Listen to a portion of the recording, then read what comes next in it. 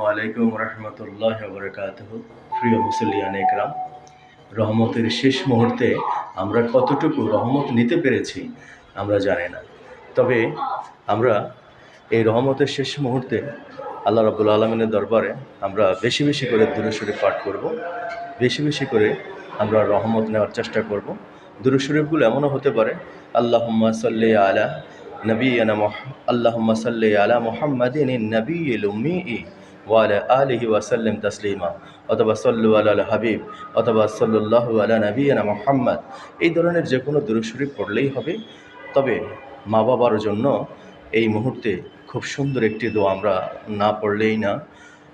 রব্বানা গফিরলি ওয়ালিদাইয়া ওয়ালিল মুমিনিনা ইয়াওমা ইয়াকুমুল হিসাব। এই দোয়াটি আমরা বেশি বেশি করে পড়ব মা বাবার জন্য।